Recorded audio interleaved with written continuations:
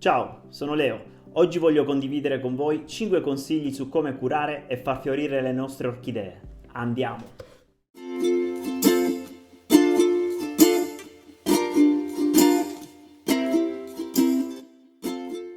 Prima di iniziare con i 5 consigli su come curare le nostre orchidee, facciamo un punto della situazione. In natura esistono numerose specie di orchidee, la più diffusa è proprio questa qui, la Phalaenopsis, per via del suo meraviglioso fiore che ricorda quello di una farfalla. L'orchidea è una pianta piuttosto facile da coltivare, basta darle le giuste minime attenzioni. In primis, conoscere la sua provenienza è fondamentale per capire che habitat cerca, in modo tale da posizionare la nostra pianta in un luogo perfetto per la sua crescita e fioritura.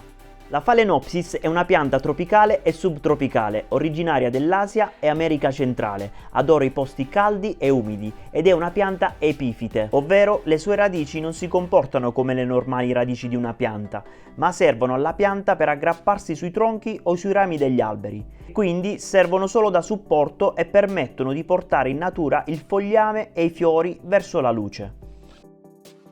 Il primo consiglio che vi voglio dare quando acquistate un'orchidea è di osservare e accertarsi sullo stato di salute delle radici. Queste devono essere sode, piene e di un verde brillante. Come queste, insomma, non devono essere secche. Anche le foglie devono essere sode e dal colore verde brillante, tendenti verso l'alto. Nel caso vedete delle orchidee con le foglie ad orecchie da cocker, significa che la pianta ha qualche problema, di solito di irrigazione.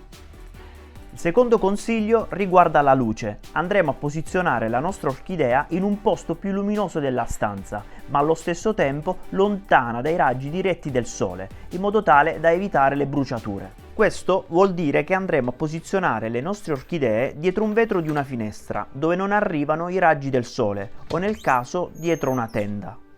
La specie Phalaenopsis durante la bella stagione può anche essere posizionata all'esterno, magari sul terrazzo, purché si tratti di un punto a riparo da correnti d'aria e anche in questo caso senza luce diretta.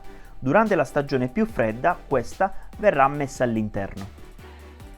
Il terzo consiglio che vi voglio dare, su cui molte persone sbagliano e che onestamente anch'io sbagliavo all'inizio, è l'irrigazione. Quante volte abbiamo dato troppa acqua alle nostre orchidee pensando di far del bene e invece? Qui darvi dei consigli è un po' più complicato perché ci sarebbero dei fattori da tenere presente come la posizione, la temperatura e l'umidità dell'ambiente. In linea di massima posso dirvi che potete innaffiare le vostre orchidee in inverno una volta ogni 2 settimane e in estate una volta a settimana. Un altro trucchetto per capire se l'orchidea necessita d'acqua è osservare le sue radici. Se queste appaiono di un verde spento o di un grigio argento, vuol dire che l'orchidea necessita d'acqua. Al contrario, se queste appaiono di un verde brillante e sono gonfie, l'orchidea non va innaffiata. Nel caso sei indeciso, meglio un giorno di secchezza che troppa acqua. In modo veloce possiamo anche soppesare la nostra orchidea. Se ci sembra troppo leggera, vuol dire che il terriccio si è asciugato e allora è ora di innaffiare.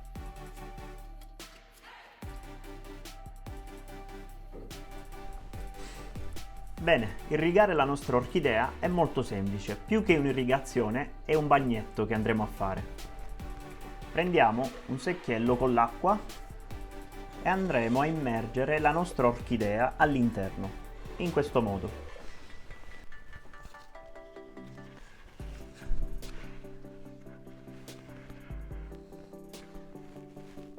Lasceremo l'orchidea per circa un paio di minuti, dopodiché potremmo uscirla. Cerco di bagnare le radici superficiali senza bagnare la pianta. In questo modo.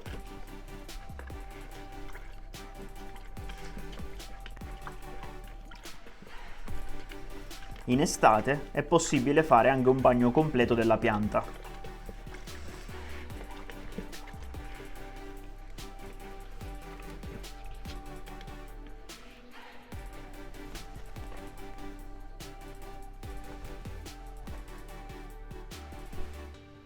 Ok, passati 2 minuti andremo a tirar fuori la nostra orchidea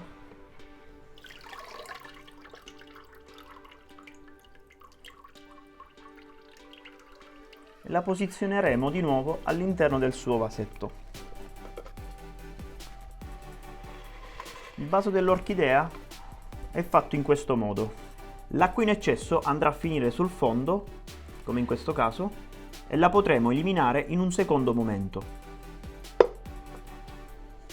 Il quarto consiglio riguarda la concimazione. Le orchidee non possono ricavare nutrienti dal substrato, per questo vanno aiutati con concime di sintesi liquidi o idrosolubili. Generalmente lo si fa alla ripresa vegetativa e non quando la pianta è in fiore, e si somministra un prodotto in cui l'azoto sia prevalente. Invece nel periodo tra la primavera e l'autunno si va a somministrare un concime più equilibrato tra azoto, fosforo e potassio. Nel periodo invernale si predilige invece un concime con un alto contenuto di potassio che aiuta alla formazione degli steli fiorali. Per avere un concime naturale con un alto contenuto di potassio puoi cliccare sul link qui su, dove ti spiego come realizzare un concime del tutto naturale con le bucce di banana. Il quinto e ultimo consiglio riguarda il vaso delle orchidee. Io suggerisco di utilizzare vasi trasparenti per due semplici motivi. Il primo vantaggio è che possiamo osservare lo stato di salute delle radici e il secondo permette alla pianta di realizzare la fotosintesi, che come abbiamo detto non sono delle vere e proprie radici. Il substrato ideale per le orchidee è la corteccia d'albero sminuzzata, detto bark. In molti casi si può aggiungere anche un po' di spagno che permette di mantenere l'umidità all'interno delle radici.